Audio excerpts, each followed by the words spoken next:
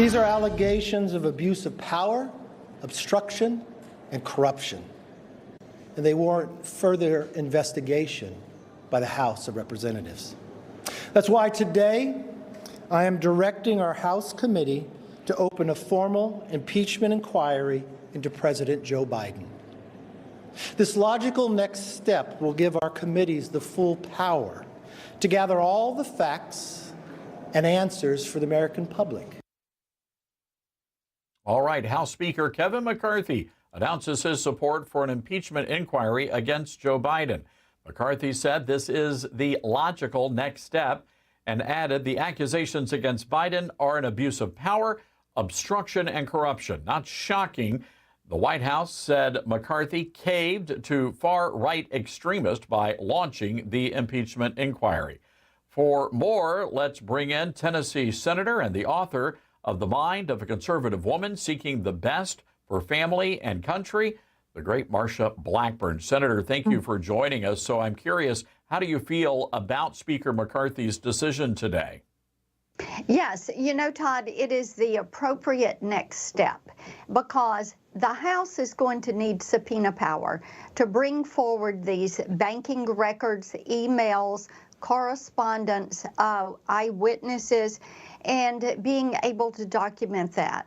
At this point, everything is alleged. What they want to do is be able to prove or either disprove the actions that were taken by Biden Incorporated, the relatives of Joe Biden, Hunter Biden, and what was President Joe Biden's participation in these actions. Senator, I'm curious, within the Senate Democrats, are you hearing any rumblings from the Democrat side of the aisle about the president, about the concerns they might have about his behavior out there in meeting with these foreign leaders, forgetting his words, wandering around the stage? You really don't hear them say very much, and of course, as you know, not much publicly. There are a couple of Democrats who will speak up about this, but by and large, they feel like that Joe Biden is their best shot for winning in 2024. And Todd, as you know, as everybody knows, the White House is being run by committee. The country's being run by committee. And right. You have people there that are making those decisions. And the president is not always, or appears to not always be a participant in those decisions. There have been times that he's acted surprised by some of the actions or decisions. Senator, North Korean dictator Kim Jong-un changing gears here in Moscow today. Yeah. He's meeting with Russian President Vladimir Putin. Russia is reportedly seeking artillery munitions in exchange for providing energy and food aid to North Korea. So what do you make of this meeting, Senator, and how much influence is China having in these talks, these conversations? It should concern each and every one of us about the axis of evil, which is Russia, China, Iran, and North Korea, and how they are working in concert to challenge the United States. We should be paying close attention to this.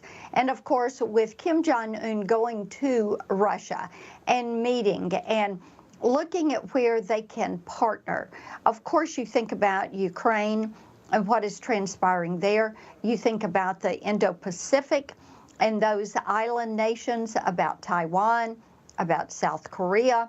And all of this comes to mind because these are individuals that do not go into a country to free a country. They go in to nab territory and to grab individuals. So should we be paying attention to this? Should it concern us?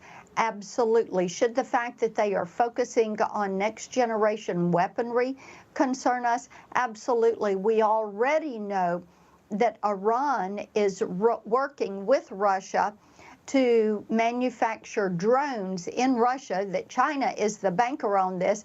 And Joe Biden and the administration wants to give Iran another $6 billion. I mean, come on. What do you think they're going to do with this money? They are not going to go out there and provide food aid and be generous to their people or others. They're going to use this aimed at us. Yeah, I want to stay on that topic, next generation weaponry. You had a hearing on China, and specifically their use of artificial intelligence was discussed. Now, Yes. you're saying they're already using AI to quash freedom fighters and take away human rights. How are they doing that, and what is the threat there with AI and China? Yes, and let me give you a specific example on that. China is pushing to be the leader globally in artificial intelligence. And what we have learned that they are doing is surveilling the Uyghur population. They're using facial recognition, which of course is a form of AI. And they are surveilling the population to see where they're going, what they're doing, and basically to track them. We know this is being used with Tibetans, with Mongolians. We know that in Iran, they are surveilling women to check their dress, to be sure that they're wearing the hijab and that they're properly covered. So this is the type work, the negative side of artificial intelligence, that it is being used for these human rights violations. All right. Well, Senator, we have to leave it there. Appreciate you bulldogging these issues. This is a vitally, vitally important issue. Senator Marsha Blackburn, thank you.